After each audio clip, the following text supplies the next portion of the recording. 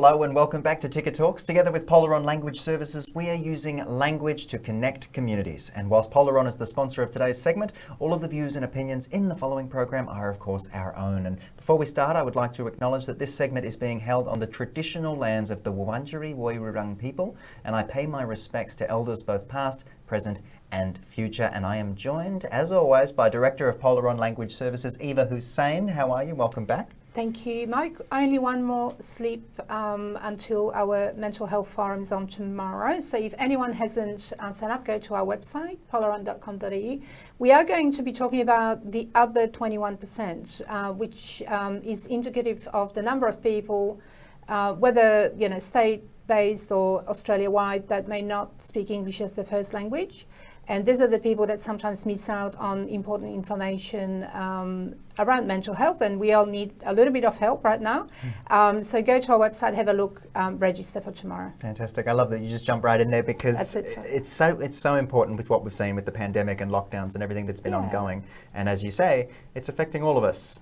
All of us. Indeed. So it's important. So you also bring me miscommunication each week. What have you seen out there in the wild? Where have people gotten it wrong once again? Mike, you know how I'm a former refugee and I'd like to be the centre of attention always, right? Yes. No, well, really, no. Am I supposed to answer yes or no? I don't know is the answer. But look, what I'm going to talk about is unconscious bias. And this is a phenomenon where we, without knowing, might potentially discriminate against someone. So the reason I'm talking about me is my surname, and people often are taken aback when they meet me face to face because they may imagine somebody, I don't know, looking Muslim, whatever, however that, someone might look like. And this is in the context of employment, which is something we're going to be covering shortly. I don't have a CV, I have my own company, so I don't have to look for a job, but I wonder whether if I was to look for work now, people would look at my surname as the first thing to assess whether I'm suitable for employment.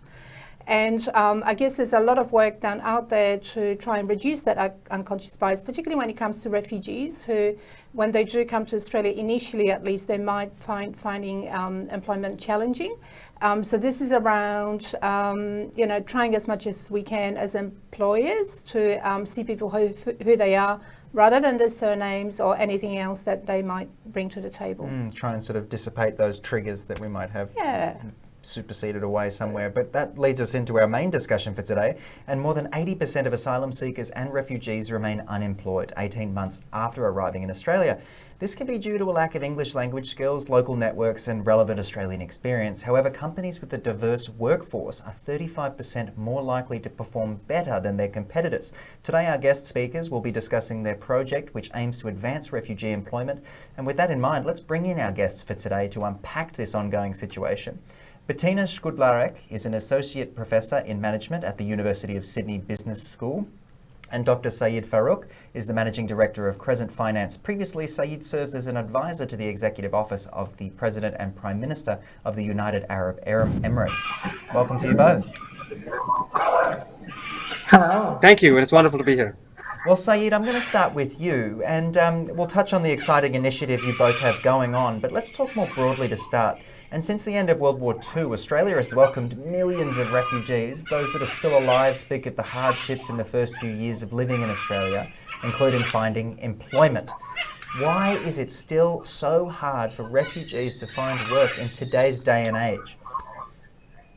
Thank you so much. It's a wonderful question, and I think it really points to the challenges at heart with refugees when they enter a new space. I think there's two parts of this equation, one of which is the demand and the supply, right? And from the supply side, when you're actually coming for a job in Australia, you don't have many opportunities for refugees. And Eva pointed out to a very interesting issue, which is, there's plenty of jobs available in Australia, but are there specific ones focused on refugees? Not really. So they have to compete with everyone else, right? And when you're competing with everyone else, anything could throw you off, right?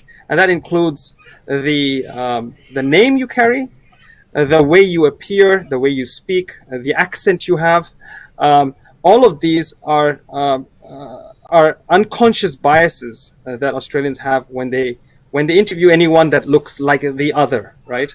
And therefore you get, taken down in the chain of or the other list to those ones who prefer someone who's more conventional, sounds conventional, looks conventional, and fits into the culture that is Australian, right?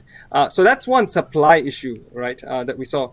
But of course, on the demand side, there are challenges that you have to face because refugees themselves, they may be fully established in their countries, but when the shock or the challenges that occur to them happen, they're having to uproot themselves, lose all of those the networks they belong in, the accumulated experience and knowledge that they had, and then they come here and they have to rebuild that again. As a person with lived experience of being a refugee, I understand how critical it is, and of course, important it is to have those networks, because more often than not, many of the opportunities you do find are from the access to that community within which the discipline you study or the experiences that you've had.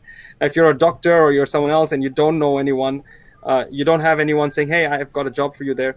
You certainly don't have anyone kind of shepherding you along that process. And I think, so both sides, demand and supply, have a weight on this, and we certainly need to solve both.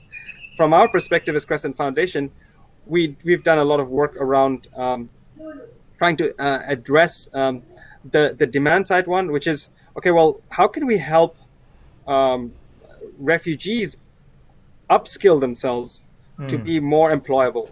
And we did that by setting up the Crescent Champions Club, and that connected individuals who are leaders in our community, corporate leaders, with refugees, and allowed them to be mentored one-to-one within a structured program. So that would help them get all of those brands awareness, lifting their own brand, but also building the right way of communicating in Australia, build up all of those issues on that side. But you still need to solve the corporate employment issue, and that's where our wonderful experience and of course research work that we're doing with University of Sydney is so critical. And I'll let Betina speak to that. But we've got to get corporates on board. We've got to get companies on board to say, well, hey, they need a special provision. Right. Yeah, well, it's a good chance to bring in Betina, and the project that you've both been involved in, called Advancing Refugee Employment, it aims to investigate ways in which refugees could be supported to get employment. Tell us a little bit more about that one. Thank you so much again for having us today. From our previous research, we know that actually many employers do not hire refugees because they simply do not know where to start. And this is where we come in.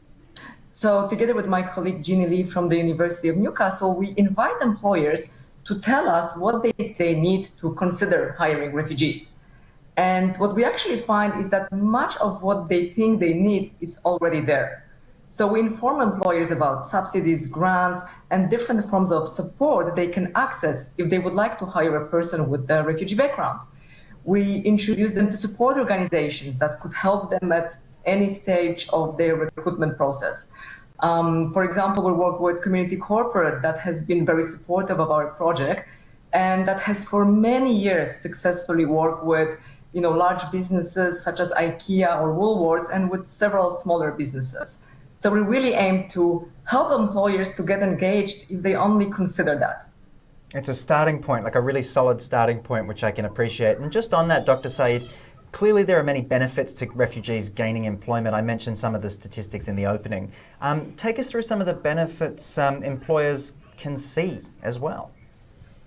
I think refugees, I wouldn't say unlike, but they have a very unique characteristic which makes them very relevant for a very new employment and what you call the new workplace, the future of work, which is enhanced grit, right? We talk about grit as a skill in the workplace. Refugees have that in droves because in order to make it where they have, whether that's from the country through the pathways that they've had to endure several iterations of failure, right? And continuously have to get up and fail again, continuously get up and fail again. And that is one of the enduring characteristics that corporate employers are looking for now, because right now, not knowing where to go and how to get there, but still having the endurance to go the journey, is about 70 to 80% of the value that individuals. Yes, absolutely. Yeah. And so if you're able to prove that, it's certainly something that's very much valued by corporate employers. Incredible. So Betina, how can people, well, Australian employers actually support this wonderful initiative? Just to wrap us up today. Look, if they think that at any stage they would be open to hire a person with a refugee background, we would love to hear from them. We would love to have a short interview. It's not more than 45 minutes. And we not only will let them understand what they possibly could consider, but we would be able to share with them best practices, all the insight that we have gained from industry leaders in Australia. And there are many of those, because there are many corporations. I mentioned Woolworths and IKEA, but ANZ, Ericsson, Metro Trains, many organizations that are out there and are doing it very successfully. So if they're interested, we would be keen to share that expertise and let them think for themselves if they would like to take next step to hire refugees. Fantastic. Betina and Dr. Sayd, thank you so much for joining us on the program and unpacking this. I look forward to hearing how it all goes for you guys moving forward. Wonderful. Thank you. Thank you for having us. Fantastic. Eva, can you just summarize for me a bit of what we touched on today? I think that was a really important one and broken down really succinctly. Absolutely, and by such well-informed and wonderful guests. So look, for me, there's something about Australian spirit, and that is giving it a go, that really resonates from what Betina and Dr. Sayd have said. And that is, and it's easier said than done, of course, because many of us that had been refugees, there was a struggle at the beginning. But both employees and employers should give it a go and see the value in, firstly, diversity and also employing refugees, because they can bring a lot to the table.